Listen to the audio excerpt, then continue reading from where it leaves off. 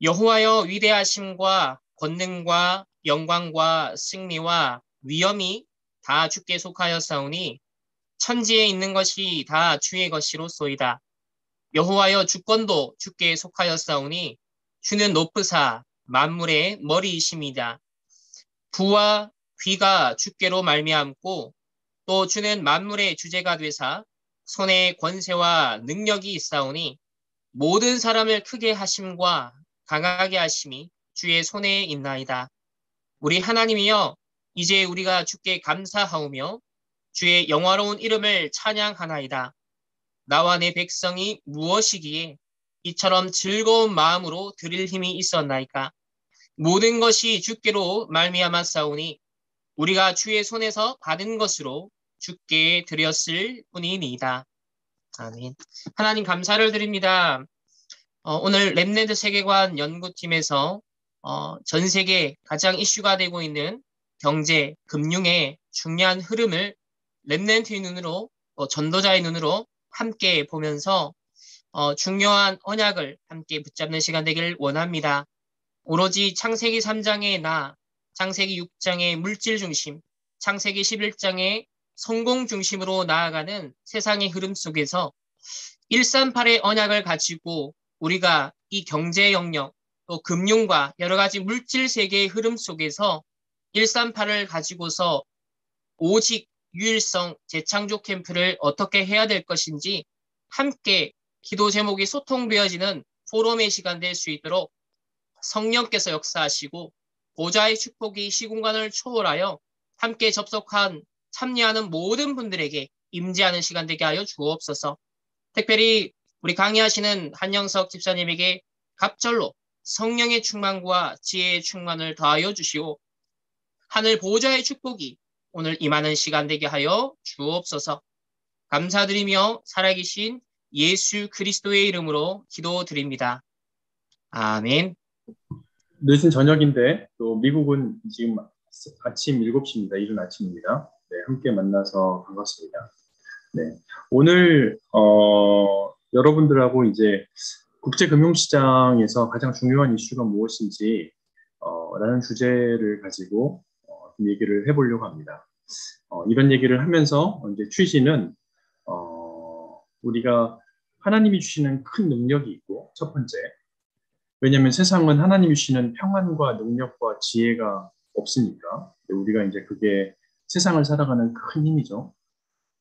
두 번째는 세상 사람들이 말하는 랭귀지, 세상 사람들이 뭘 고민하는지 그런 랭귀지를 알고, 근데 거기에 하나님이 주시는 능력과 은혜와 평안이 있으면 우리가 답을 줄 수 있는 것 같아요. 마치 요셉이 애굽에서 사람들이 뭘 정치인들이 경제인들이 고민하는 걸 알았고, 근데 하나님이 주신 능력을 가지고 있었기 때문에 그 능력으로 사람과 또 애굽이라는 나라 자체를 살릴 수 있었던 것처럼 우리들 가운데도 우리 렘넌트들 가운데도 하나님 주신 능력을 은혜를 우리가 가지고 있는데 세상 사람들이 갖고 있는 고민은 무엇이구나 이런 것들을 알아서 그런데 답을 줄 수 있는 그런 사람들이 많이 나오기를 바랍니다. 참고로 이 자료는 제가 그 에덴 장로교회에서 매주 토요일 날 우리 렘넌트들과 매주 청소년 비즈니스 포럼이라는 걸 하고 있습니다. 10주간 이제 금융, 또 컨텐츠 미디어, 또 자동차, 또 에너지, 뭐 제약 분야별로 세상을 바꿔가는 기업들에 대해서 소개하면서 이 기업들이 어떤 방식으로 세상을 바꿔가는지를 우리 아이들하고 얘기하고, 또 우리 아이들이 그렇게 대화하고 질문하면서 하나님이 만드신 나의 그 달란트와 또 나의 복음을 그렇게 찾아가는 그런 과정으로 10주간의 만남을 진행하고 있는데, 오늘 보여드릴 자료는 그 두 번째 주에 해당하는 자료입니다. 자료가 한 40장 정도 되는데 제가 발표 시간을 한 40분 정도 갖고 있으므로 40분 정도엔 다 할 수가 없어서 한 첫 번째 중간 정도 얘기까지만 하고 마치도록 하겠습니다. 한 가지 질문을 해볼게요. 최근에 이제 우리나라 보면은 V 글로벌이라고 해서 비트코인 다단계 그렇게 해서 2조 5천억 이렇게 사기를 크게 당한 적이 있었습니다. 심지어는 교회 목회자 분들도 또 은퇴를 앞둔 장로님들도 많은 분들이 그 비트코인 다단계 사업에 돈을 넣어서 돈을 잃기도 합니다.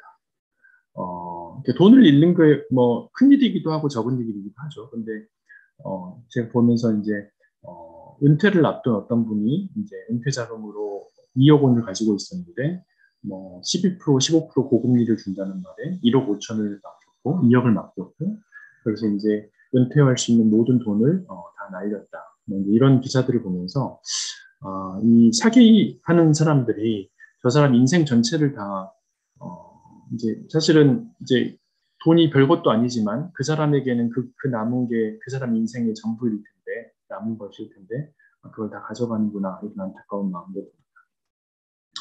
근데 이제 그런 것들을 보면서 많은 사람들이 경제와 금융이라는 거를 잘 모르는구나 이런 생각이 듭니다. 또 우리나라 보면 요즘 뭐 옵티머스, 뭐 펀드 불안전 판매 뭐 이런 것도 있고 여러 가지 사건들이 있죠. 금융에 대해서 무엇인지를 좀 이해하는 것이 많은 사람들한테 좀 부족하구나라는 생각이 듭니다. 우선 한 질문을 2가지 정도 하면서 국제금융시장에서 가장 요즘 중요한 고민이 무엇인지를 설명해 보려고 합니다. 여러분 어떤 가정이 아버지와 어머니가 돈을 버는데 돈을 버는 것보다 더 많이 돈을 쓰면 그래서 저축한 돈도 없어지고 그렇게 되면은 그 가정은 어떻게 될까요? 정답을 아시죠? 정답은 이런 경우에 어떻게 되냐면 힘들어집니다. 네. 아버지, 어머니가 번 돈보다 더 많은 돈을 쓰고 저축한 돈까지 없어지면 그 가정은 잘못하면 집을 잃기도 하고 큰 어려움에 닥치게 됩니다. 근데 여러분 이런 일들이 한두 가정에 일어나면 이런 일들은 그 한두 가정의 문제고 거기서 끝이 납니다. 그런데 이번에 우리 코비드 상황 봤죠? 코비드 상황처럼 많은 가정들이 이런 일을 닥치게 되면 우리나라에서는 정부가 보조금을 100만 원, 200만 원 뭐 이렇게 주었죠. 미국 같은 경우는 보조금을 뭐 2천만 원, 3천만 원, 심지어 여기 있는 많은 그 로어 클래스 커뮤니티 같은 경우는 자기들이 1년에 버는 돈보다 더 많은 돈들을 정부가 보조금으로 주기도 합니다. 그래서 이런 일들이 개별적인 마이크로한 사건이면 그 개인이 책임을 져야 되지만 매크로하게 많은 사람들이 영향을 받는 시스테믹한 사건이 일어나면 정부가 개입을 해서 도와주는 일이 발생합니다. 어쨌든 이런 일이 있으면 힘들어집니다. 여러분 그런데 만약 이런 사건이 국가에게 일어난다면 어떻게 될까요? 이 family라는 단어가 country로 바뀌는 거죠. 국가에게 일어나면 어떤 일이 일어날까요? 만약에 우리나라 같은 경우에 일어나면 이제 그게 1997년도 IMF 같은 사건이죠. 나라가 굉장히 힘들어지고 다른 나라에서 빚을 받아서 여러 가지 구조조정을 해야 되는 사건이 발생합니다. 여러분 근데 이 일이 만약에 미국에 일어나면 어떻게 될까요? 패밀리 대신에 미국이 들어가는 거죠. USA. 미국이 들어가면 문제가 없습니다. 이 사건에서 저는 이제 일본이나 중국이나 한국이나 이런 다른 나라들이 들어가면 큰 문제가 되는데 미국은 이런 상황이 닥쳐도 문제가 왜 안 되는지 이것이 왜 국제금융에서 굉장히 중요한 질서인지 이게 문제인지에 대해서 좀 설명을 해보려고 합니다. 2번째 질문입니다. 2번째 질문은 되게 재밌는 질문인데 여러분 우리 아버지 세대에는 기억나실지 모르겠지만 아버지 혼자 일하면 자녀들 셋, 넷, 다섯을 대학을 다 보내고 키웠습니다. 또 우리 아버지 세대에는 아버지 혼자 일해서 집을 샀습니다. 그렇죠? 여러분 그런데 요즘 세대에는 어떻습니까? 그 딩크족이라는 말이 나오더니 이제 이제 둘이 일해도 자녀 하나를 키우기 어렵다. 뭐 이런 얘기도 나오고 이제 결혼을 포기한다. 이런 얘기도 나오고 그렇죠. 세상이 지금 이런 굉장히 암담한 상황 속에 있습니다. 우선 그런 현실도 어렵지만 마음이 어려운 거죠.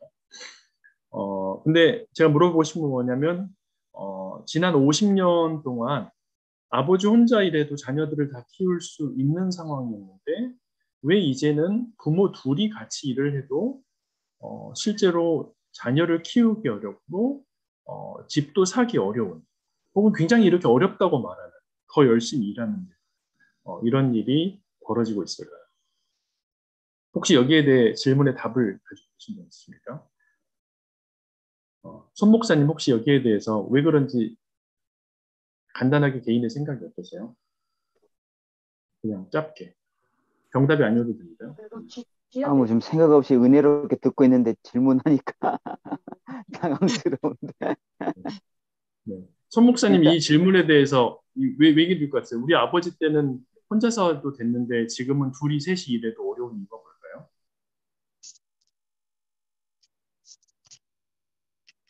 혹시 이 질문에 대해서 답을 알고 계신 분 있으십니까? 네. 집사님 말씀해 주세요. 네. 어렵지 않습니다. 그 이유는 뭐냐면 아버지 어머니가 본 돈으로 충분하지 않기 때문입니다. 그게 정답이죠. 그렇죠? 전에는 아버지 혼자 일해도 자녀들 다 대학 보내고 집도 사고 그랬는데 지금은 어머니 아버지 일해도 자녀를 키우기 어렵다고 합니다. 그 이유는 뭐냐면 물가 상승률이 임금 상승률을 뛰어넘기 때문입니다. 그러니까 전에는 아버지 혼자 일해도 자녀를 다 키우고 집을 다 먹이고 이런 게 가능했는데 지금은 부모들을 둘이 일해도 자녀를 키우고 집을 하고 이러기가 어렵습니다. 그 이유는 뭐냐면 아버지 어머니가 버는 임금보다 물가의 상승률이 훨씬 큰 폭으로 상승하기 때문에 그런 것입니다. 두 번째 질문은 무엇이냐면 왜 물가가 이렇게 빠르게 올라가는가? 라는 질문입니다. 이것이 다 금융이랑 관련이 있습니다. 첫 번째 질문, 너무 많은 돈을 가정이나 국가가 쓰면 어떻게 됩니까? 대부분 망하게 되지만 그렇지 않은 나라, 미국 같은 나라도 있습니다. 왜 여러분 물가가 이렇게 빠르게 올라갑니까? 그 이유는 무엇이냐면 어떤 나라가 굉장히 많은 돈을 빨리 풀어내기 때문에 그렇습니다. 물가라는 게 결국은 수요와 공급의 원리인데 통화가 많이 풀리면 또 보조금 같은 많은 돈으로 사람들을 지원하기 위한 좋은 목적이지만 많은 통화를 시장에 풀면 그 돈으로 사람들이 많은 것들을 사고자 하는 수요가 생기게 되고 그 수요가 점점점 늘어나면서 공급하는 것보다 훨씬 더 많은 수요가 생겨나면 물가는 올라가게 됩니다. 여러분 이 두 가지 질문을 가지고 우리가 이제 통화 공급 그리고 물가 그다음에 정부의 재정 정책, 금융시장 이런 질문들에 대해서 제가 간단하게 앞으로 한 25분 동안 좀 설명을 해보겠습니다. 1944년입니다. 세계 2차 대전이 끝나고 많은 나라들이 이제 폐허가 됐습니다. 그런데 전쟁이 끝나고 이제 다시 국가 간의 교육을 하는, 무역을 하는 시대가 옵니다. 근데 무역을 하려면 통화가 필요합니다. 1944년 세계 2차 대전 전까지는 사실은 영국의 파운드로 전 세계 교육이 이루어졌었죠. 해가 지시한 나라가 영국이었습니다. 그런데 제2차 대전이 끝나고 유럽의 거의 전역이 폐허가 되고 미국만 온전하게 남아있는 나라가 되면서 미국의 달러로 전 세계가 이제 거래를 하게 됩니다. 근데 이제 미국의 달러를 거래하려면 어떤 문제가 있냐면 야, 내가 너의 나라 돈을 어떻게 믿을 수 있니? 라는 것들이 다른 나라 모든 나라의 질문이 됩니다. 그래서 미국 정부가 여기에 대해 답하는 것이 1944년 브렌트우드 협정입니다. 브레튼-우드 협정에 따르면 미국의 달러로 전 세계 많은 것들을 우선 공급하고 이제 사고 파는데 이제 달러를 믿을 수 있는 이유는 뭐냐면 만약에 그 달러를 다시 미국의 은행에 주면 혹은 다른 나라의 은행에 주면 달러 35불당 1온스에 해당하는 금을 주겠다라고 미국이 약속했기 때문입니다. 그러면 어떤 사람이 이제 손성진 목사님이 그 달러를 이제 한국의 은행에 그 당시 갖다 주면 한국의 은행에서도 다시 35달러에 해당하는 1온수의 금을 주는 거예요.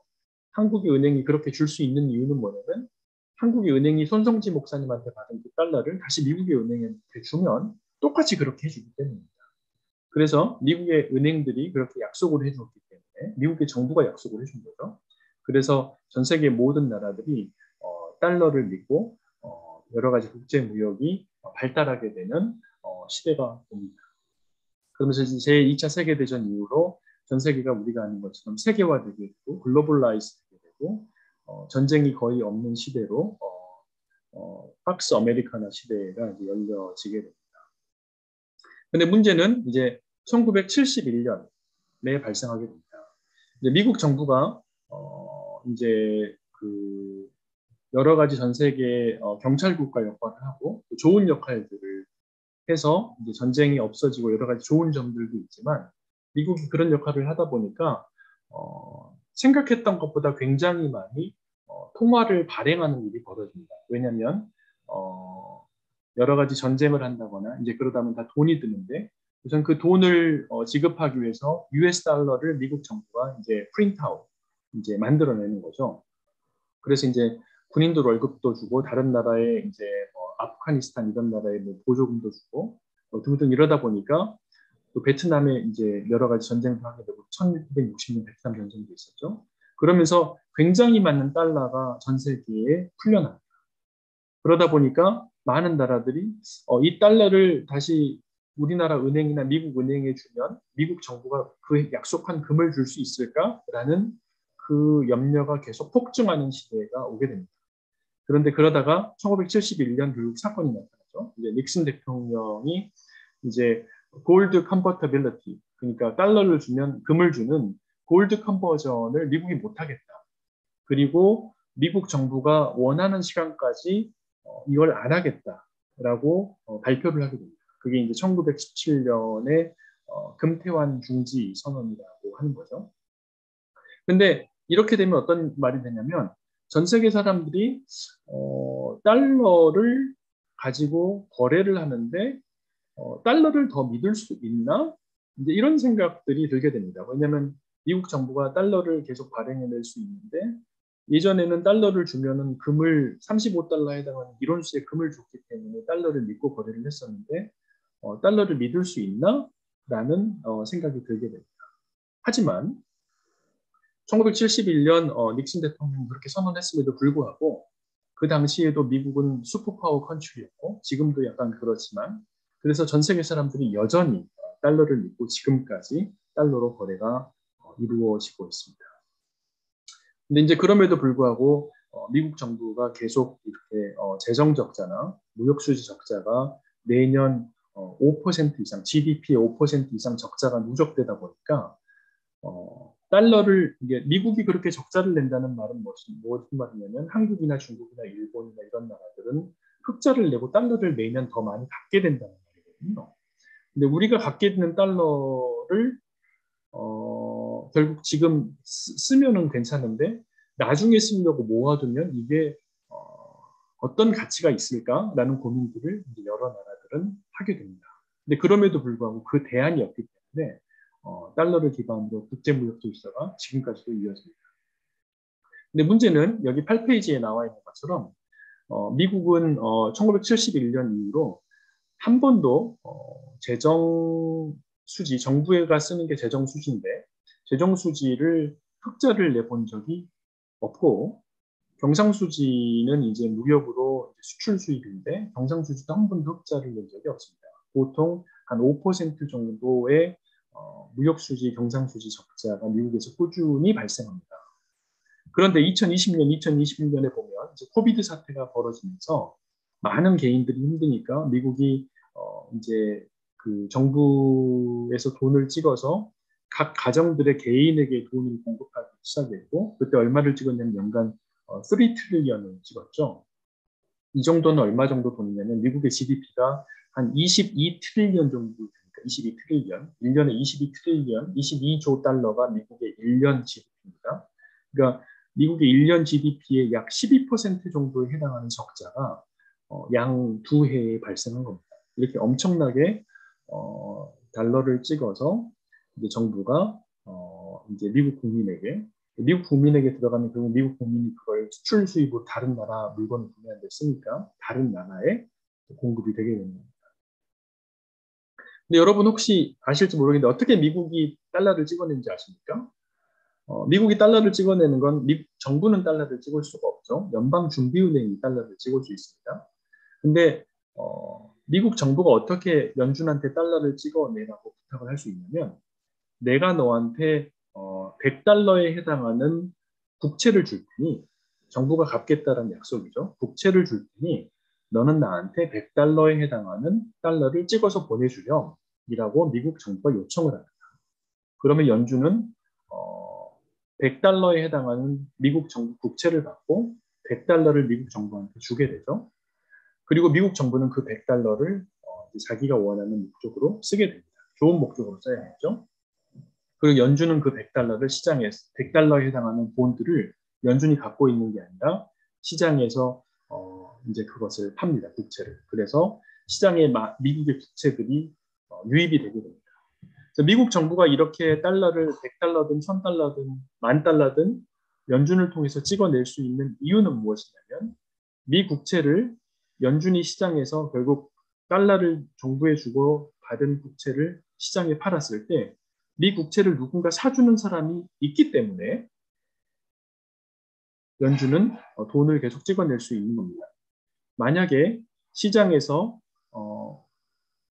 미국의 국채가 너무 많아서 좀 불안한데 라고 해서 국채를 사주지 않는 사건이 벌어진다면 미국 정부가 이렇게 자유롭게 달러를 찍어내는 일도 중단됩니다.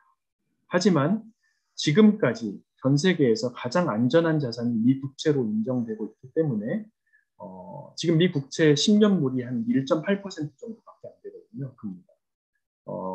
그래서 미국 국채에 대한 신뢰성, 미국 국채에 대한 이자율이 이렇게 낮게 유지되는 한 미국 정부는 자기가 원하는 달러를 공급해서 쓸 수 있는 힘을 갖게 됩니다. 다음 장입니다. 만약에 어떤 정부가 이렇게 돈을 가지려면 어떻게 되냐? 방금 제가 말씀드렸죠. 어떻게 했는지. 연준한테 국채를 주고 자기가 받게 됩니다. 그럼 그 결과로 어떻게 되냐면 미국 정부가 그렇게 돈을 찍어내서 국민한테 주고 국민들이 그렇게 돈을 쓰고 정부가 이제 적자 지정을 편성하면 그 결과는 어떻게 되냐면 다른 나라들의 미국 달러가 늘어나게 됩니다. 왜냐하면 다른 나라들은 미국이랑 거래를 해서 미국 달러가 늘어나게 되기 때문인 거죠. 그래서 지금 현재 보면 전 세계에서 미국 달러 국채를 가지고 있는 국가들의 순위를 보면 차이나가 제일 많죠. 1조 달러에 해당하는 미 국채를 갖고 있습니다. 일본이 그 다음이고요. 이렇게 전 세계 여러 나라들이 미 국채를 이렇게 엄청나게 보유하고 있습니다. 우리나라도 여기 나와 있진 않지만 200빌리언 정도 미 국채를 가지고 있는 미 국채 굉장히 큰 투자자입니다. 결국 이제 이렇게 볼 때 어떻게 되냐면, 그러니까 우리나라 같은 경우는 그 무역을 잘못하거나 돈을 많이 써서 달러가 부족하면 우리가 다 경험했던 것처럼 1997년도에 IMF 외환 위기가 오게 됩니다. 그 이유는 우리나라에는 달러를 발행할 수 있는 권리가 없기 때문에 우리나라는 원화를 발행할 수 있는 권리가 있죠. 근데 원화를 아무리 발행을 해줘도 다른 나라에서 우리나라 석유를 사가려면 우리나라 물건을 사가려면 달러를 줘라고 하기 때문에 원화를 아무리 발행하는 건 힘이 안 됩니다. 근데 미국 정부는 아까 우리 코비드 상황에서 봤던 것처럼 필요하다면 달러를 신규로 발행하고 국채를 이제 연준에 줘도 연준이 그 국채를 시장에서 판매할 때 굉장히 낮은 금리에 팔릴 수 있기 때문에 미국 정부는 달러를 본인이 원하는 만큼 지금 공급할 수 있는 힘이 생겨나고 그 결과로 여러 나라들의 이 달러 국채가 쌓여지게 됩니다. 많은 나라들은 이제 이런 질문을 하겠죠. 우리가 갖고 있는 이 국채가 어떤 의미가 있을까? 만약에 미국이 지금처럼 만약에 이렇게 달러를 계속 찍어내면 우리가 가지고 있는 국채의 그 가치가 나중엔 어떻게 될까? 이제 이런 우려 사항들이 들게 됩니다. 왜냐하면 항상 많이 공급되고 많이 찍어대게 되면 그거의 가치는 나중에 떨어지게 되는 게 불가피한 현실입니다. 최근에 이제 우리가 지난 4년간 미중 무역 분쟁이라는 걸 보게 됩니다. 트럼프 정부 들어서 2010 2017년부터 시작됐었던 것 같네요. 2018년에 트럼프 첫 정부가 들어갔으니까. 근데 지금 2022년 바이든 정부 들어서도 미중 간의 갈등이 계속됩니다.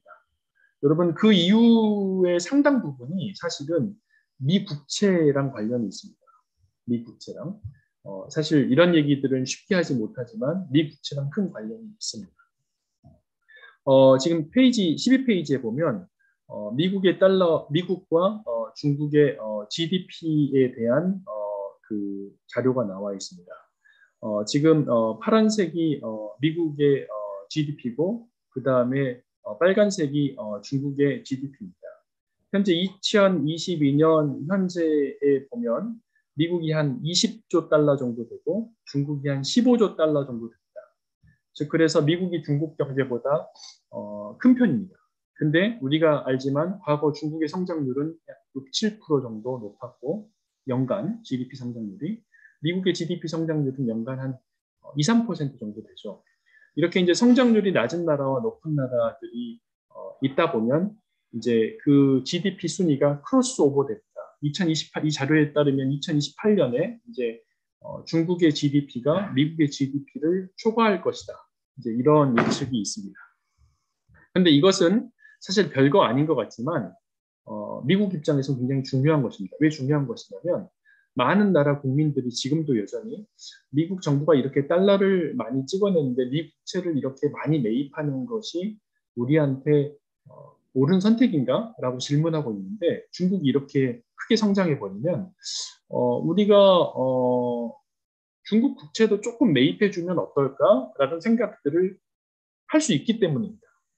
그렇게 되면 미국 국채를 매입하려는 사람들이 시장에서 줄어들게 되고 미국 정부가 필요한 만큼 돈을 갖다 쓰려면 미국 국채를 마음껏 발행할 수 있어야 되는데 미국 국채에 대한 시장의 수요가 줄어들게 되면 당연하게 국채 이자율이 올라가게 되고 이자율이 올라가게 되면 미국 정부가 원하는 만큼 마음껏 국채를 발행할 수 없는 사건이 벌어지게 됩니다. 그렇기 때문에 미국 정부 입장에서는 중국의 상대적으로 높은 성장이 그래서 많은 국제 투자자들한테 중국도 미국만큼 믿을 수 있는 나라가 아니야? 라고 생각하는 것이 굉장히 불편한 현실이 됩니다. 그렇기 때문에 미국의 지금 가장 큰 목적은 전 세계에서 가장 신뢰할 만한 나라로 여전히 미국이고 중국이 이렇게 미국을 앞지르는 일은 절대로 없게 하겠다라는 것이 미국의 정책 목표 1순위입니다. 이렇게 보는 또 다른 중요한 이유가 뭐냐면 중국은 여전히 매년 무역 수지 흑자국이고 경상수지 흑자국이고 미국은 매년 경상수지 적자국인데 중국이 미국을 분노하게 만든 건 시진핑 정부 들어서 중국의 미국 국채 매입량이 줄어들고 있다는 사실입니다. 이제 이게 미 이제 재무성에서 나온 자료인데 2018년 지금 그 시진핑 정부 이후로 지금 중국이 지금 핍박을 받고 있는 이유는 뭐냐면 중국이 미움을 받고 있는 이유는 뭐냐면 미국 국채 매입량이 매년 가면 갈수록 지금 줄어들고 있는 것이기 때문입니다. 지금 자료상에 보시면 중국의 미국 국채 누적 보유량을 보여주고 있는 자료인데 1.2 트릴리언 정도 미국 국채를 갖고 있다가 지금 현재 1.1 트릴리언 정도로 미국 국채 보유량이 중국 입장에서 줄어들고 있습니다. 미국 입장에서는 굉장히 기분 좋지 않은 거예요. 야, 네가 중국이 어디서 돈을 벌었어? 우리나라한테 물건을 팔아서 돈을 벌었지. 야, 그러면 우리 때문에 이렇게 잘 살고 잘 먹게 됐는데 우리 국채를 매입해줘야지 라는 게 이제 미국 정부의 입장인 거죠. 그리고 이게 지난 30년간 미국과 중국의 불문율의 약속이었습니다. 미국 정부와 중국 정부가. 근데 중국이 시진핑 정부 들어서 이제 도광량에 또 중국이 전 세계 1등 국가가 될 수 있다. 이런 생각을 하면서 미국의 약간은 좀 낮추는 그런 정책들이 바뀌어가는 거죠. 그리고 이런 상황을 미국의 이제 정치 엘리트들은 또 미국의 금융가들은 받아들이기 어려운 상황입니다. 중국 정부가 이런 스탠스를 취하면 미국의 입장은 하나죠. 중국을 길들이겠다, 혹은 중국을 바꿔놓겠다, 혹은 중국을 2등 국가로 완전히 낮춰놓겠다라는 정책이 나오게 됩니다. 근데 그것이 우리가 지금 현재 보고 있는 미중 무역 분쟁입니다. 그래서 미중 무역 분쟁은 어떤 대통령이 바뀐다, 뭐 이런 게 아니라 중국 정부가 정책을 바꾸지 않는 한, 혹은 미국이 정책 노선을 바꾸지 않는 한, 한 10년, 20년 계속 갈 수 있는 사건입니다. 여기 보면은 이제 그 중국 이제 그 왕이 총리가 뭐 이제 그 이란 이란 외무부 장관이라고 합니다. 또 시진핑이 북한 뭐 이렇게 하는데 사실 이런 거는 굉장히 귀여운 거죠. 미국 입장에서는 뭐 네가 이러든 저러든 이게 상관없는데 이제 문제는 이제 미국이 달러를 마음껏 찍어낼 수 있는 재정적인 어떤 기득권이라는 게 엄청난 미국의 특권인데 이제 이거를 중국이 침해한다라는 게 이제 미국 입장에서 굉장히 불편한 거죠. 근데 여러분 이것을 꼭 미운 눈으로만 바라볼 것은 아닙니다. 왜냐하면 미국이 전 세계 기득권국이 됨으로써 세계 질서나 또 세계 평화나 우리나라는 이제 주한미군이나 여러 가지 미국이 주는 혜택이라는 것이 있기 때문입니다. 그런 혜택이 있는 반면에 미국이 달러를 이렇게 무한정 찍어내는 것은 또 어떤 그 결과를 가져오냐면 미국이 아까 말했던 것처럼 물가 인플레이션이 굉장히 빠르게 상승하게 됩니다.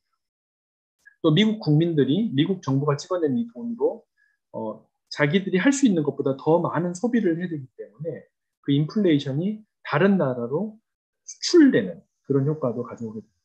그래서 두 번째 질문, 왜 우리 아버지는 혼자서 일해도 되는데 지금은 둘이 일해도 안 되냐라는 질문은 미국만이 아니라 여러 나라 정부에서 이제 정치인들이 이제 파퓰리즘적인 생각도 있지만 마음껏 통화를 찍어내서 정부가 이제 재정적으로 적극적으로 간섭하는 것이 사실 동기는 좋은 거예요. 이제 가난한 사람들에게 복지 예산으로 사용하겠다라는 굉장히 좋은 동기를 가지고 출발하는데 그 부작용은 무엇이냐면 돈을 마음껏 찍어서 이제 공급하다 보니까 많은 사람들이 그 돈을 가지고 이제 사용하다 보면 그런데 재화의 공급량이 거기에 미치지 못하다 보면 당연히 물가가 올라가게 됩니다. 부동산 가격이 올라가게 됩니다. 이런 것들이 부작용인데 사실은 우리는 그 부작용까지는 생각할 겨를이 없죠. 왜냐하면 지금 당장 내가 돈이 필요합니다. 그래서 이렇게 굉장히 통합 팽창적인 재정 정책들을 많은 나라에서 쓰다 보면 결국은 우리 자녀 세대에는 더 큰 인플레이션과 더 큰 어려움들이 누적될 것으로 봅니다. 아무튼 미중 무역 분쟁은 이렇게 중국이 미국의 국제 질서를 깨겠다라고 시진핑이 선언한 이후로 일어난 것으로 이것은 하루아침 해결될 수 있는 것이 아니고 앞으로도 한 10년, 20년이 계속할 것 같습니다. 여러분 비트코인에 대해서 얘기를 해볼게요. 2008년 이제 미국 금융위기 서프라임 모기지 크라이시스 이후로 미국의 은행을 살리기 위해서 달러를 무한 찍어서 공급했던 적이 한 번 더 있었습니다. 그게 한 12년 전 사건이죠. 그때 이제 비트코인, 블록체인을 기반으로 한 비트코인이라는 컨셉이 도입되게 됩니다. 근데 그때 이 비트코인을 도입하면서 많은 사람들이 투자했던 이유는 뭐냐면 정부의 통화를 믿을 수 없다. 이렇게 마음껏 찍어내는데 그 가치가 나중에 폭락할 수도 있으니 그 그러니까 공급량을 굉장히 안정적으로 늘리고 또 마음껏 할 수 없는 이 비트코인은 앞으로 통화를 대체할 것이다. 라는 컨셉으로 이제 비트코인이 이제 처음에 시작되게 되고 지금 어마어마한 가치까지 올라옵니다. 아시죠? 지금 현재 상황을 이게 작년 6월 기준인데 작년 6월 기준에 이제 디지털 어셋, 비트코인 전체를 보면 비트코인 전체의 밸류가 한 2.1 트릴리언 달러, 그러니까 2.1조 달러 정도입니다. 근데 이게 어느 정도의 규모냐면 밑에 보면 글로벌 스탁, 이제 전 세계 주식의 총 가치량이 113 트릴리언이니까 전 세계 주식 가치의 113 트릴리언의 한 2%. 그다음에 전 세계 국채, 글로벌 뎃, 회사채, 전 세계 국채와 회사채 전체 발행량이 한 255 트릴리언 되니까 거기 한 1%. 그러니까 사실 비트코인이란 게 굉장히 아직까지 그렇게 크지 않습니다. 그렇게 크지 않습니다. 그런데 여러분 잘 생각해 보세요. 제가 말했던 비트코인을 발행하고 비트코인을 사는 사람의 레토릭을 여러 나라 정부 입장에서 생각해 보세요. 전 세계 정부들이 통화량을 마음껏 발행하니까 네, 통화에 대한 가치를 신뢰할 수 없고 우리 시장에서 디센트럴라이즈드 기반으로 발행되는 비트코인이 결국은 통화를 대체하는 것이 맞다라는 그 논리가 통화를 발행할 수 있는 정치 엘리트, 통화를 발행해서 국가를 위해서 선한 목적으로 쓰지만 가끔은 자기 친인척이나 자기가 친한 기업들한테도 재정 지원을 할 수 있는 그런 정치 엘리트나 금융 엘리트 입장에서 볼 때 정부가 마음껏 통화를 발행하는 그 권한을 뺏어오겠다.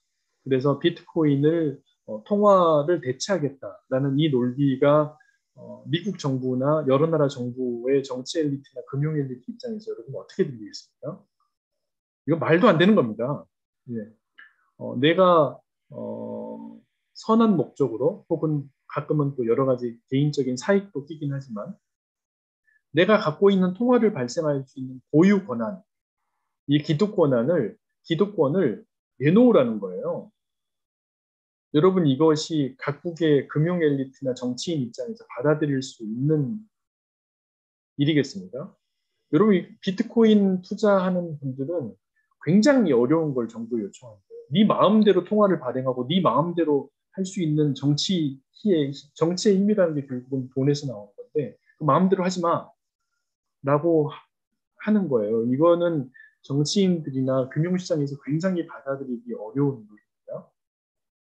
여러분 그러다 보니까 우리가 최근에 보고 있는 게 뭐냐면 이제 올해 1월 20일 기사네요. 이제 러시아 이제 중앙은행이 이제 크립토 마이닝과 트레이딩을 중단하겠다.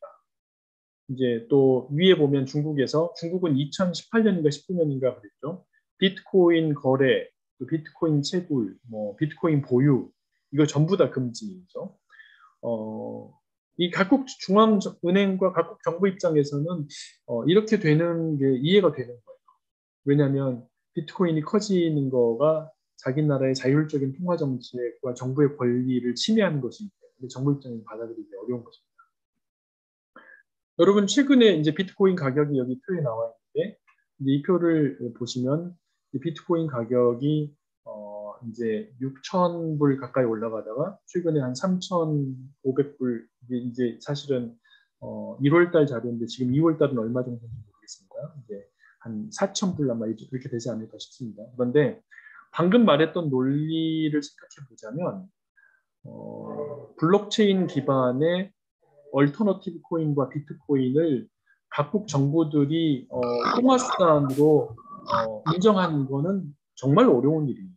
그래서 이 비트코인의 미래가 밝다라고 말하기는 어렵습니다. 아까 미국 정부가 중국을 2등 국가로 완전히 낮춰놓겠다라는 것이 이제 미국 정부의 입장인 것처럼 이 비트코인에 대해서는 각국 정부의 입장이 동일합니다. 각국 정부의 자율적 재정 정책, 재정 이반 정책을 비트코인이 깨려고 하기 때문에 이거가 가치가 올라가고 많은 사람들이 이걸 살 수 있도록 용인해 주는 건 정부 입장에서 어려운 거예요. 그렇기 때문에 비트코인의 미래가 밝다라고 말하기 굉장히 어렵습니다. 그래서 이제 최근에 보면은 이제 미국 연준을 대표해서 다른 나라 여러 중앙은행도 이제 디지털 통화를 발행한다고 합니다. 그래서 이제 디지털 통화라는 건 뭐냐면 이제 우리가 이제 가지고 다니는 지폐가 있고 이제 가지고 다니는 신용카드가 있는데 마치 네이버 페이나 알리페이처럼 이제 디지털 달러나 디지털 원화를 발행해 줄 테니 이제 그거를 비트코인 대신 쓰라는 겁니다. 사실은 이게 뭐 얼마나 그게 중요하겠습니까? 그런데 이제 굳이 이런 걸 발행하겠다라는 입장은 뭐냐면 디지털 페이먼트로 이제 사람들이 이제 비트코인을 쓰니까 이제 이런 걸 발행해 주면서 너네들이 그런 걸 쓰려는 의도를 버려라라고 이제 정부에서 이제 좋은 말로 말하는 거죠. 근데 아무튼 정부가 갖고 있는 재정 정책과 통화 정책의 권리라는 건 엄청난 권리이기 때문에 이제 이런 것들을 발행하면서 이제 비트코인이나 블록체인 기반 통화에 여러 가지 이제 그 규제를 가하려는 각 정부들의 입장은 계속될 것으로 보여집니다. 이거는 이제 최근에 이제 연준의 밸런스시인데 이거는 좀 설명하려면 시간이 걸려서 넘어가겠습니다. 다음으로 이제 금에 대해서 얘기를 해보겠습니다. 제가 이제 그 미중 갈등도 이제 이제 미국 국채나 미국의 통화 정책상에서 이해할 수 있다고 말한 거고, 이제 비트코인 통화 시장도 이제 미국 국채 시장이나 또 미국 통화의 안정성, 그다음에 각국 통화의 안정성 입장에서 이제 볼 수 있다고 이제 그 코인에 대해서도 얘기 드린 거고, 이제 금 시장에 대해서도 그렇게 얘기할 수 있습니다. 이제 전통적으로 이제 미국 통화가 약세일수록 또 통화에 대한 가치가 흔들릴수록 금에 대한 가치는 상대적으로 올라갑니다. 왜냐하면 금은 굉장히 장기적으로 화폐를 대신해서 신뢰할 수 있는 수단으로 사람들이 생각하기 때문입니다. 그런데 최근 2020년, 22년부터 보면은 통화량은 폭증을 했는데 여기 이제 전 페이지 나오죠. 페드 결국 밸런스시라는 게 페드가 밸런스시 늘어난다라는 말은 무슨 말이냐면 페드가 가지고 있는 자산이 늘어난다는 건데 페드는 이 자산을 어떻게 가질 수 있냐면 통화를 발행하면서 가질 수 있거든요. 그러니까 시장에 공급되는 통화량이 페드 그 밸런스시 늘어난다는 말은 엄청나게 늘어난다는 말이에요. 근데 보시면 이제 2008년 이후로 페드가 통화량을 어마어마하게 공급하고 있지만 글로벌 금융위기 이후로 최근 페드의 통화 공급량은 상상을 초월합니다. 그런데 통화가 이렇게 공급됨에도 불구하고 금 시장의 가격은 크게 변동이 없습니다. 놀라운 일입니다. 사실은 금 가격이 막 3,000불, 4,000불 이렇게 급등을 하는 게 더 맞을 텐데 금 가격은 올라가지 않습니다.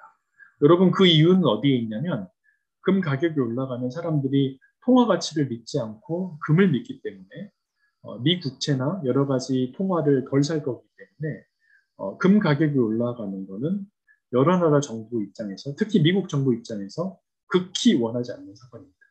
왜냐하면 금 가격이 올라가면 결국은 각국 통화나 국채에 대한 투자가 그만큼 기관들에서 줄어들고 금에 대한 투자가 늘어날 거기 때문에 그러면 이제 국채나 여러 나라 국채의 금리가 올라가게 되면 각국 정부가 마음껏 통화를 발행할 수 있는 권한이 줄어들게 되거든요. 그래서 이제 금 가격의 상승은 각국 정부, 특히 미국 정부에서 바라지 않는 사건입니다. 뭐 어떻게 금 가격을 통제할 수 있느냐? 이렇게 통제하는 방법이 가능합니다. 이건 실제 지금 일어나고 있는 사건인데 이제 많은 사람들은 모르고 있습니다. 우리 개인들이 만약에 이제 금을 사고 싶으면 보통 어떻게 하냐면 이제 신한은행이나 국민은행 같은 데 가서 금 ETF를 보통 사긴 합니다. 혹은 실물로 금을 사기도 하죠. 근데 이제 그렇게 이제 금을 사는 사람이 많으면 금 가격이 올라가거든요. 그럼 금 가격을 낮추려면 어떤 일이 벌어져야 되냐면 금을 누군가 계속 팔아줘야 됩니다. 그런데 전 세계에서 금을 가장 많이 가지고 있는 곳은 어디냐면 미국의 연준과 중국의 영란은행, 중국의 뱅크 오브 잉글랜드 두 개가 가장 많은 전 세계 금을 가지고 있죠. 근데 이런 데서 금 가격을 낮추려면 방금 말했던 것처럼 금을 팔아줘야 되는데 금을 어떻게 팔고 있냐면 지금 이 그림에 나온 것처럼 팔고 있습니다. 여기 보면 미국 연준이 이제 불리언 뱅크라는 건 금을 판매할 수 있는 은행을 불리언 뱅크라고 합니다. 그런데 불리언 뱅크는 보통 이제 미국 연준이 허가한 금 거래 은행을 말하는 거예요. 보통 JP 모건이나 또 골드만삭스, 또 뭐 뱅크 오브 아메리카 이렇게 미국 연준의 승인을 받은 은행들이 이제 불리언 뱅크입니다. 그런데 연준이 이런 은행들의 이제 자기가 갖고 있는 금을 빌려줍니다. 이제 금을 주는 게 아니라 그냥 빌려주는 거예요. 그럼 이제 불리언 뱅크에서는 그 금을 바탕으로 해서 실물의 금을 직접 팔거나 혹은 금을 기반으로 해서 이제 발행한 파생 상품이나 ETF 상품을 판매합니다. 그러면 여기 밑에 마켓이라고 나와 있지만 손성진 목사님과 저같이 금을 사고 싶다라는 사람이 이제 금을 사겠다고 돈을 주는 거죠. 불리언 뱅크에. 그러면 이제 그 은행들은 그 돈을 받아서 미국 정부에 돈을 주면서 부채를 매입해 주는 일이 벌어집니다. 이런 식으로 하면 어떻게 벌어지냐면 시장에서 아무리 금을 사려고 하는 사람들이 있어도 불리언 뱅크가 연준에서 빌려온 금을 계속해서 팔아주기 때문에 금 가격이 어느 정도 시장에서 안정화되어지는 일이 벌어지게 됩니다. 그러면 이제 시장에서는 금 가격이 오르지 않네? 그러면 금을 투자해도 별로 좋지 않네? 그러면 이제 뭐 기관들이 이제 저희 KIC 같은 기관들이 그러면 이제 미국 국채를 계속 사야겠다. 어쨌든 2%는 주니까. 이제 이런 식으로 해서 계속 국채에 돈이 가는 거죠. 근데 여러분 많은 사람들이 금을 사도 어떤 일이 벌어지냐면 이제 이런 거죠. 이제 손성재 목사님이랑 제가 이제 국민은행이나 신한은행에서 금 통장에 이제 금을 이제 샀어요. 이제 금을 샀어요. 근데 이제 실제로 이제 나중에 금을 달라고 하면 줘야 되잖아요. 근데 이렇게 너무 많은 금을 사실은 빌려서 팔았기 때문에 나중에 금을 주라고 하면 어떤 일이 벌어지냐면 이런 일이 벌어질 수 있어요. 미안한데 금은 없고 지금 금 가격이 얼마니까 금에 해당하는 그 돈을 너한테 그냥 돈으로 줄게. 이런 식으로 하는 거예요. 왜냐하면 우리 여기 있는 마켓에서 이제 그러면 금 ETF를 샀으니까 금을 주세요라고 하면 불리언 뱅크에서 금을 줘야 되는데 금을 주려면 미 연준에서 금을 줘야 되거든요. 근데 미국 연준에서 나는 빌려준 거야. 준 건 아니야. 다시 돌려줘라고 하면 얘는 돌려줘야 돼요. 그럼 얘는 금을 줘야 되는데 금을 줄 게 없잖아요. 그러다 보니까 금을 줘야 되는데 금을 못 주니까 내 금의 가격에 해당하는 돈을 줄게라고 하고 미국 달러를 주고 말게 됩니다. 혹은 원화를 주고 말게 됩니다. 그렇게 되면 시장에서는 통화에 대한 신뢰성이 없으니까 금을 샀다라고 생각하는데 막상 금을 필요하다고 달라고 할 때 되면 금을 못 주게 되는 거죠. 왜냐하면 연준은 빌려준 거거든요.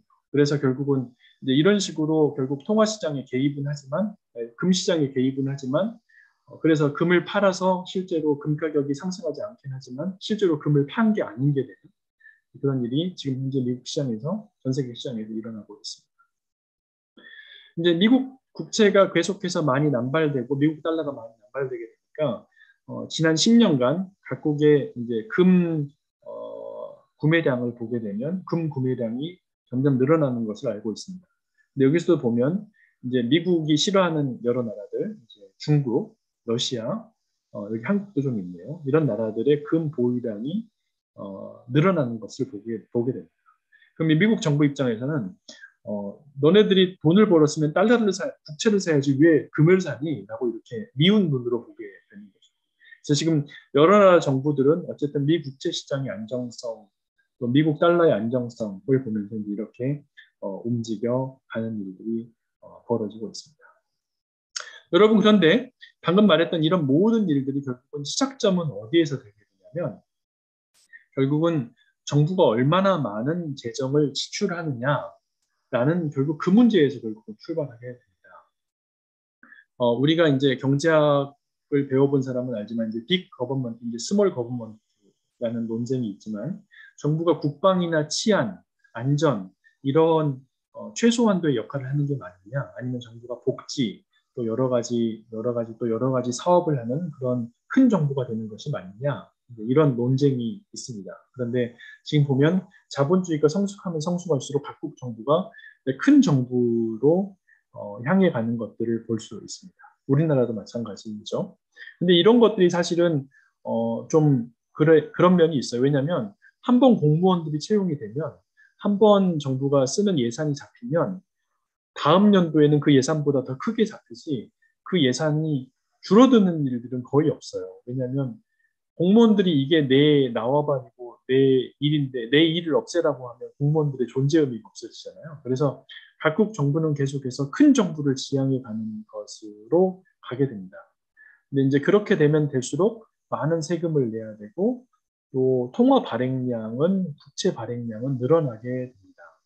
이제 그러다 보니까 결국은 지금 당장은 복지 예산을 쓰는 것이 이제 그렇다고 이제 큰 정부를 하지 말자는 건 아니죠. 필요한 부분은 있는데 그거를 적절하게 못하면 그 여파는 어떻게 미치게 되냐면 방금 우리가 본 것처럼 이제 물가가 상승하게 되고 많은 사람들이 그 피해를 보게 되는 일들이 벌어지게 됩니다. 미국은 지금 그 가장 중앙선상에 있는 전 세계에서 가장 큰 정부에 해당합니다. 마음껏 통화를 발행할 수 있기 때문이죠. 그리고 그런 미국이 그것이 미국의 기득권 국가 국제 파워로서 유지되는 미국의 가장 큰 힘 중에 하나입니다. 거기에 대해서 이제 20년 전에 미국의 연준 의장이었던 이제 벤 버냉키가 그 당시 하버드 교수일 때 뭐라고 말했냐면 이렇게 말한 적이 있습니다. 그러니까 미국 정부는 굉장히 놀라운 기술이 있는데 그게 AI도 아니고 그게 휴먼 지놈 이런 것도 아니고 뭐냐면 프린팅 프레스라고 불리는 기술을 갖고 있다. 오늘날에는 통화를 직접 그 지폐로 발행하지 않고 전자화폐로 발행할 수 있습니다. 그냥 전자화폐로 발행해서 뱅크 오브 아메리카 JP 모건에 1억 불 이렇게 찍어주죠. 이렇게 하라고. 근데 이것이 미국 달러를 통해서 아무것도 돈을 들이지 않고 전 세계 물건을 구매할 수 있도록 하는 미국 정부의 놀라운 기술이다라고 벤 버냉키가 말한 바 있습니다. 근데 이것이 사실은 미국이 국제 질서를 유지하는 방법 중에 하나고 이걸 통해서 미국이 이제 팍스 아메리카나 전 세계 미국을 기반으로 한 평화와 번영이라는 질서가 지난 40년간의 질서였고 우리나라는 그 속에서 굉장히 빠르게 발전해 온 수혜국 중에 하나인데 이제 그 폐해는 어떤 것이냐면 이제 많은 나라들이 미국이 이제 과도한 통화 개입을 우려하는 부분이 있고 그로 인해서 이제 미국만이 아니라 전 세계의 물가 상승들이 확대되어지는 측면들이 있다는 것입니다. 이제 이런 것들이 이제 우리가 보는 이제 인플레이션과 관련이 있고 이제 잘못 관리하면 베네수엘라 같이 이제 당근 하나를 사는데 이렇게 많은 통화를 해야 되고 두부, 치즈 한 모를 사는데 이렇게 많은 통화를 실제로 썼어야 했다고 합니다. 베네수엘라에서. 근데 이제 이렇게까지 이제 베네수엘라는 극단적인 경우지만 이제 미국은 이제 물가 상승과 우리나라 듯이 물가 상승들을 보고 있습니다. 청소년들과 청년들이 집값이 왜 이렇게 비싸냐, 뭐 이렇게 등등 이런 것들도 있지만 이런 것들도 사실은 정부가 이렇게 통화를 공급해내는 것과 관계가 없는 것은 아닙니다. 그래서 이것이 이제 투기자 뭐 이렇게 이런 것들도 분명히 있지만 정부가 통화량을 남발하기 때문에 시장에서 그러면 남발된 통화, 그러니까 거의 초저금리로 돈을 빌릴 수 있는 투자자들은 저희 같은 기관들은 이제 그런 초저금리로 돈을 빌릴 수 있는데 그 돈으로 이제 할 것이 없게 되니까 이제 집이나 주택이나 이런 많은 것들을 사게 되는 거죠. 그래서 이제 주식 가치 상승이나 주택 가치 상승이나 이런 것들도 결국은 정부의 재정 정책과 통화 정책과 무관하지 않는 것입니다. 그래서 우리가 생각해야 될 것은 무엇이냐면 정부의 이런 좋은 의도가 사람들을 유익하게 하겠다라는 좋은 의도가 결과적으로는 굉장히 많은 영향을 가져올 수 있다는 것들을 인지할 필요는 있는 것 같습니다. 제가 이 자료를 통해서 이제 여러분하고 이제 말씀드리고 싶었던 건 뭐냐면 이제 국제금융 질서에서 가장 중요한 지금 핵심 이슈가 무엇이냐면 우리나라도 지금 우리나라 정부에서도 이런 일들이 지금 대선을 앞두고 많은 고민이지만 정부가 도대체 어디까지 역할을 해야 되느냐 그리고 정부가 어떻게 국민의 삶에 이제 개입하는 것이 맞느냐 이런 질문들이 전 세계에서 많이 일어나고 있습니다. 미국에서도 이제 이런 것들이 큰 이슈고, 근데 미국은 지난 40년간 이제 정부가 굉장히 이렇게 적극적인 개입을 했었는데, 국제금융시장에서 지금 가장 핵심 이슈는 미국 국채와 미국 달러에 대해서 얼마나 더 안정하게 봐야 되느냐. 이런 달러 기반의 질서가 계속 유지될 수 있느냐라는 게 지금 국제금융시장에서의 가장 큰 중요한 이슈라고 볼 수 있겠습니다. 이제 이런 것들은 결국은 정부의 역할과 관련된 것이고 이제 우리 개인의 경제인과 또 개인들이 이런 것들을 잘 알고 이제 좋은 리더와 이런 것들을 뽑을 필요가 있겠죠. 근데 이제 제가 이 자료를 준비하면서 이제 결국은 경제를 준비하는 랩런트들한테 하고 싶었던 얘기는 이런 것들이었습니다. 전 세계 이제 그 금융시장에서 슈퍼 엘리트 그러니까 거의 1%도 아니고 0.001%에 해당하는 사람들이 가장 고민하는 거는 미국 달러와 미국 국채 시장의 안정성을 기반으로 한 미국의 전 세계 그 균형과 견제 질서 이런 게 이제 0.001%의 정치 엘리트와 금융 엘리트의 핵심적인 아젠다거든요. 근데 여기에 대해서 많은 사람들이 불안한데 저거 유지 가능할까? 저거 될까? 이제 이렇게 생각하는 사람들이 점점점 늘어납니다. 그리고 거기에 대해서 여러 가지 카운터 메저를 취하기도 합니다. 중국과 러시아가 그러는 것처럼. 근데 이것이 이제 요셉이 바로왕 앞에 섰던 것처럼 전 세계에 굉장히 그 불신자들이 고민하는 가장 중요한 이슈 중에 하나예요. 답이 없습니다. 이걸 어떻게 해결해야 될지. 근데 이제 우리 그 교회가 사실 이 문제에 대해서 답을 줄 수 있는 사람이 되면, 그러니까 우리는 하나님 주시는 은혜와 능력으로 답을 줄 수 있는 사람이 되면, 어, 이제 굉장히 소중한 사람이 돼요. 왜냐하면 아무도 이 문제에 대해 답이 없거든요. 그러니까 보면은 우리나라도 그렇지만 미국의 흑인들도 그렇지만 정부에 대해서 막 블랙 라이브스 매터 하고 막 가게도 깨고 막 이렇게 막 굉장히 사람들의 마음이 평안하지 않아요. 돈이 없으면 죽어가요. 이제 이런 사람들과 질서를 유지하기 위해서 정부는 방금 말했던 것처럼 확장적 통화 정책과 재정 정책을 펴지 않을 수 없거든요. 그 사람의 멘탈리티와 마음을 치유하지 않는 한 이 악순환은 계속해서 갈 수밖에 없습니다. 근데 그 이 문제를 해결할 수 있는 답을 교회가 또 우리가 줄 수 있다면 굉장히 중요한 사람이 되는 거예요. 왜냐하면 이 답이 불신자 0.1%, 0.001%한테도 없거든요. 그래서 제가 이 자료를 준비하면서 드는 생각은 뭐였냐면 우리 랩런트들이 특히 경제를 준비하는 우리 랩런트들이 복음의 큰 능력과 인사이트를 가지고 불신자들이 풀지 못한 이 문제가 무엇인지 알고 이 문제에 대해서 그들과 얘기하면서 그들한테 뭔가 조언을 할 수 있는 그들을 이끌어갈 수 있는 리더가 될 수 있으면 참 좋겠다. 이제 이런 생각이 좀 들었습니다. 아무튼 이상으로 해서 발표를 마치겠습니다. 혹시 질문이 있거나 그러면 말씀해 주셔도 좋겠습니다. 이상입니다. 너무 길어졌네요. 지난달에 미국 정부에서 어떤 결정을 내렸냐면 코로나 검사 키트를 4개씩 각 가정에 무료로 공급해 주는 결정을 내렸어요. 그래서 각 가정에서 신청만 하면 코로나 키트를 4개씩 무료로 받을 수 있습니다. 근데 저는 게을러서 아직 못 받았습니다. 그런데 여러분 이게 그 코로나 키트 공급업체 입장에서 본다면 미국이 인구가 3억 명이거든요. 미국의 가정이 한 1억 가정 정도 될 겁니다. 근데 1억 가정에 4개씩이면 코로나 진단 키트 4억 개를 그냥 팔 수 있는 기회인 거예요. 근데 보통 기업들은 그 물건을 팔 때 이게 팔릴까? 막 이렇게 고민하면서 물건을 만들어야 되잖아요. 근데 여러분 정부가 4개씩 무료로 준다는데 이걸 안 받을 미국 국민이 어디 있겠습니까? 그러면 4억 개의 코로나 진단 키트는 판매가 보장된 거예요. 그런데 이제 미국 민주당 기반으로 한 미국 정부가 그런 결정을 내렸거든요. 그런 결정을 내릴 때 물론 정부가 이제 정부 입찰을 통해서 합리적으로 공정하게 그 코로나 키트 업체를 선정할 수도 있겠지만 사실은 정부와 아는 어떤 기업이나 기업인들이 자기 코로나 키트를 이제 그렇게 해서 팔 수 있는 거죠.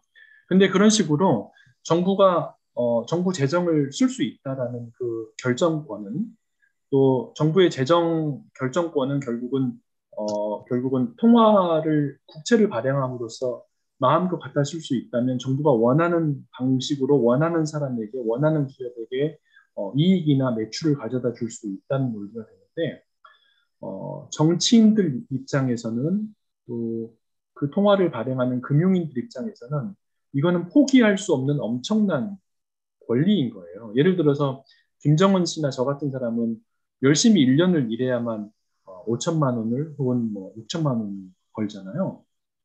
근데 그 코로나 진단키트 회사는 정치인들이랑 잘 알면 몇 조 원을 그냥 쉽게 버는 거예요.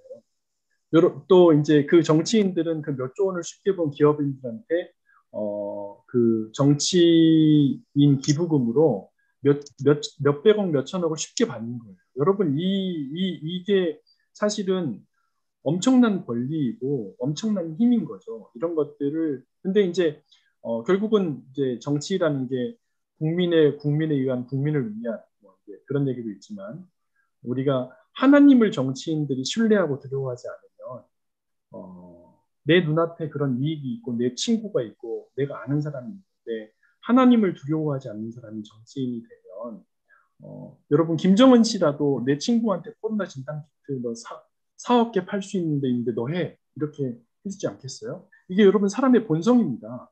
정치인의 본성, 그러니까 정치인이 나쁜 게 아니라 우리 사람이 원래 그런 거예요. 원래 그런 거예요. 그래서 구원받지 않는 사람이 원래 그런 것이기 때문에 정치랑 금융의 질서가 그렇게 돌아가고 있습니다. 그래서 그런 것들을 알고 교회가 그런 멘탈리티를 치유하지 못하면 그런 멘탈리티를 치유할 만큼 영향력 있는 인플루언서가 요셉처럼 나오지 않으면 지금의 그 질서가 그냥 돌아가고 있는 것이라고 봐요.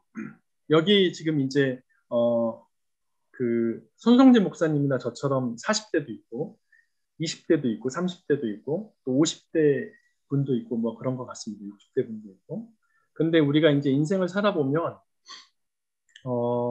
하나님의 은혜와 평안과 축복이라는 게 굉장히 중요하구나. 이런 것들을 젊어서 깨닫는 사람도 있지만 나중에 나이 들어서 깨닫는 사람도 많이 있어요. 돈을 가져도 우리가 원하는 걸 해도 채워지지 않는구나. 이런 것들이 깨달아지는 거죠. 이게 전부가 아닌 거죠. 알게 되는 거죠. 하나님 진짜 살아 계시는구나. 알게 되는 거죠. 그런데 그 세상에는 어떤 사람도 있냐면 아무리 나이가 들어도 그게 안 믿어지는 거죠. 안 깨달아지는 거죠. 그리고 돈이 전부이고 권력이 전부이고 힘이 전부인 그런 게 있는 거죠. 그래서 지금 전 세계 우리가 엘리트라고 하면 굉장히 돈이 많은 뱅커거나 굉장히 그 힘이 있는 정치인들일 텐데 이 사람들은 가장 자기가 관심 있는 건 뭐냐면 내 마음대로 하는 거예요. 우리 그 여호수아서에 나온 것처럼 사람이 자기 소견대로 행하였다 그러는데 이분들은 자기 욕심대로 자기 마음대로 하는 것이 좋은 거예요. 근데 자기 마음대로 자기 욕심대로 지금 할 수 있잖아요. 그분들은 그게 결국은 마음의 평안을 가져가지 못하지만 자기가 원하는 대로 돈도 쓰고 원하는 대로 뭔가 결정도 하고 국채도 발행하고 그래서 마음껏 쓰고 이런 질서가 바뀌기를 원하지 않는 겁니다. 왜냐하면 이것이 그들이 아는 전부의 세상이에요. 그러니까 그들의 신은 배에 있고 그들의 신이 먹는 거에 있다고 그러는데 그분들에게 이것이 그냥 아는 세상의 전부입니다. 근데 그분들한테 뭘 알려줘야 하냐면 이것 이상의 세상이 있습니다. 하나님의 나라가 있습니다. 라고 안 알려주는 한 그분들은 그냥 그렇게 살아가는 거예요. 그래서 교회가 그분들을 치유할 만큼의 메시지와 치유할 만큼의 힘이 없으면 근데 우선은 그분들이 핵심적으로 생각하는 이슈가 뭔지 알아야 돼요. 그래서 그분들과 대화가 되니까. 근데 그분들한테 줄 수 있는 답과 그 답을 말할 수 있는 영성이 없으면 그분들은 계속 그렇게 살아가고 있는 거예요. 그 질문에 물어본 사람의 그 질문이 맞습니다. 그러니까 많은 사람들이 그 통화에 대한 안정성을 불안해하기 때문에 비트코인을 구매하고 많은 사람들이 그러기 때문에 금을 구매합니다. 그런데 금에 대한 방금 말했던 것처럼 금에 대한 ETF를 통해서 이제 금을 직접 갖고 다니기는 되게 불편하니까 우리 통장에 보면 금 ETF 이렇게 구매하는데 금 ETF를 사타라는 거는 필요할 때 그 금을 내가 갖겠다라는 의도인데 그러면 불리언뱅크가 내가 금을 주세요라고 할 때 줘야 되거든요. 근데 금을 달라고 할 때는 평상시에는 달라고 아무도 안 하죠. 통화가 불안하고 인플레이션이 급등하는 상황이 벌어질 때 금을 달라고 할 거예요. 근데 그때가 되면 손성지 목사님 저 많은 사람들이 금 ETF를 산 사람이 금을 달라고 할 거거든요.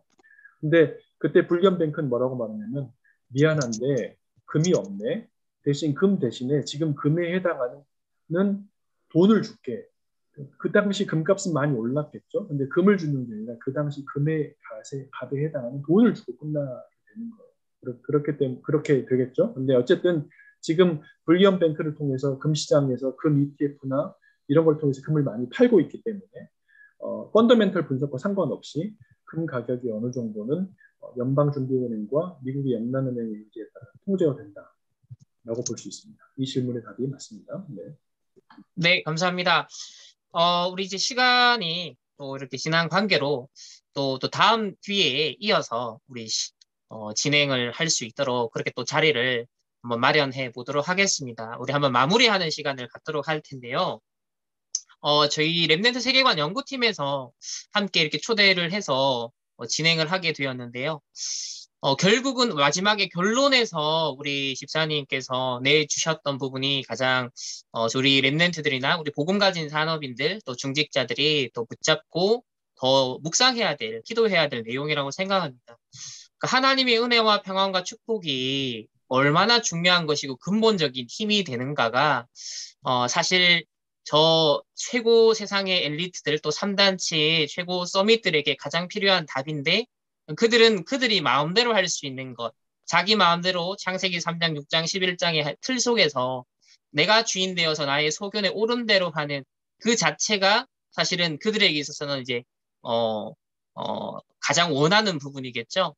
근데 그 한계가 국가적인 차원에서든 또 개인적인 차원에서든 어떤 기관적인 차원에서든 결국 분쟁과 또 충돌이 일어날 수밖에 없고 한계가 일어날 수밖에 없는 그래서 역사는 항상 그런 전쟁이나 또 분쟁이나 여러 가지 패권 그런 경쟁 속에서 참 어려움에 직면했었던 과거의 역사가 있었던 것처럼 지금 미국이 예전만큼의 패권을 가진 국가가 아니라 점점점 추격해오는 국가들도 있고 그런 어떤 상대들이 생겨나고 또 그런 불안과 기득권을 유지하는 데 있어서 기존의 질서를 유지하는 데 있어서 이때까지 통했던 방식이 또 통하지 않는 그런 것에 대한 어떤 불안감들 이게 여러 뭐 영적인 작용까지 포함한다면 세상에는 앞으로 더 어려워질 수밖에 없는 상황들이 또 4차 산업 시대라든지 코로나의 장기화 속에서 더 변수들은 영육 간에 참 복잡해지고 힘들어지고 굉장히 뭐랄까요?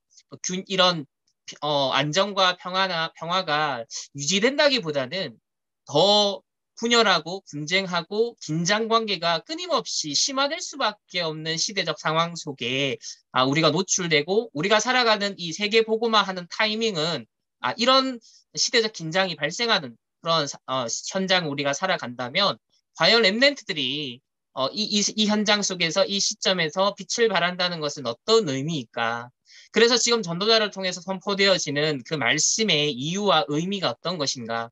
정말 하늘로부터 하나님이 주시는 힘을 왜 얻어야 되는지, 하나님이 주시는 우리는 경쟁이 아닌 정말 하나님이 주시는 그 달란트, 그리고 미션을 가지고 보좌의 축복을 가장 근본적인 레벨부터 누리는 이 비밀이 왜 필요한 것인지를 저는 개인적으로 오늘 우리 집사님의 또 강의, 포럼을 통하여서 더 느낄 수 있었던 시간인 것 같습니다. 아무쪼록 이 짧은 1시간 안에 우리 집사님이 그래도 아주 중요한 포인트가 되는 이슈, 어떤 흐름들을 짚어주셔서 마지막에 또 이런 빈 곳에 교회가 어떤 역할을 해야 되는지 그리고 아까 전에 또 와닿았던 것이 분명 가난한 사람, 어려운 사람이 시급한 게 돈이 필요하니까 각국 정책의 정부들은 또 돈을 풀어야 되는 상황들이 생겨나지만 그것에 따른 또 폐해가 생겨나는데 그런 사람들을 현장에서 실제로 그들의 영적으로, 정신적으로, 육신적인 부분에 도와줄 수 있는 가장 근본적인 건 영적으로 그 사람을 살릴 수 있는 역할을 하는 거는 역시 교회밖에 없구나. 현장의 전도자밖에 없구나. 그래서 어떤 면에서는 그 세상에 더 충격파가 커질 수 있는 부분에 있어서 교회 복음 가진 사람들이 그 어떤 발생할 수 있는 긴장과 분쟁과 한계에 이르는 그런 임계점에 달할 수밖에 없는 상황에 이 빛을 발하면서 그 충격파를 완화할 수 있는 역할도 교회가 또 할 수 있는 전도자들이 할 수 있는 역할이구나라는 것들도 가장 밑에서 현장에서 생각되는 부분이고 그리고 가장 서밋에 있는 세상에 뭐 3단체 이런 서밋들이 있는 그 현장에서도 결국은 자기의 소견대로 되어지지 않는 상황에 대한 답을 제시할 수 있는 이 경쟁을 이미 벗어나서 초월해 있는 이 하늘의 배경을 가지고서 움직일 수 있는 하나님이 절대 주권자시니까 그 세계를 이해하고 확신하고 움직여갈 수 있는 이 보좌를 움직이면서 전 세계를 움직여가는 하나님의 사람이 이 시대 요셉과 같이 진짜 필요하다라는 것을 다시 한번 이렇게 느끼게 되었습니다. 그래서 전도자가 늘 가르치시는 것이 3가지 세상에 나라가 있다 했습니다. 우리가 세상의 관점에서 육신적인 것만, 의식주만 관심 있는 세상 나라의 관점이 있는가 하면 네피림이 되어져 가는 점점점 우상숭배와 접신운동과 명상운동과 뭔가 다른 것을 해소하기 위해서 접신운동 속에, 네피림 운동 속에 가는 사단의 나라가 강화되고 있다라는 그 이면에 깔린 부분을 보고, 동시에 그 흐름을 바꿀 하나님의 나라의 주역들로 성삼위 하나님께서 역사하시고 또 전도자들을 통하여서 이 일들을 어떻게 이루어 나갈 것인지에 대한 하나님의 그런 구속사의 시나리오, 세계복음화의 시나리오를 한 번 더 우리가 묵상해 볼 수 있었던 그런 계기가 되면 좋겠고, 또 앞으로 이어서 또 다른 주제로 더 연속적인 주제로 그렇게 만나 뵙게 되기를 소망하면서 오늘 모임을 마치겠습니다. 제가 한번 기도하고 마치겠습니다. 하나님 감사합니다. 오늘 귀한 또 현장의 시대의 흐름에 또 포럼을 통하여서 저희들이 현실, 사실, 진실, 또 영적 사실과 하나님의 절대 주권 속의 계획에 대해서 한 번 더 묵상해 볼 수 있게 하시니 감사합니다. 왜 하늘에서 내려주시는 힘과 달란트와 미션을 발견하고 경쟁력이 경쟁하는 무대가 아니라 하나님이 정말 압도적으로 이끌어 가시는 그 흐름 속에 나의 영적 상태가 있어야 하는지를 다시 한번 저희들에게 편집하게 하시니 감사합니다. 또 계속되어지는 우리 포럼을 통하여서도 가장 하나님이 원하시는 것들이 우리 차세대 중직자 산업인 전도자들에게 전달되어지고 포럼이 일어나며 그런 편집이 되어지는 귀한 인턴십이 되어질 수 있도록 하나님께서 축복하시고 역사하여 주옵소서. 우리 모든 현장의 전도자들, 차세대 중직자 산업인들에게 하나님께서 더욱더 갑절의 영감과 오력의 축복으로 교회를 살리고 현장과 시대와 우리 후대를 살리는데 귀하게 쓰임받는 하나님의 사람들 되게 하여 주옵소서. 감사드리며 살아계신 예수 그리스도의 이름으로 기도합니다. 아멘.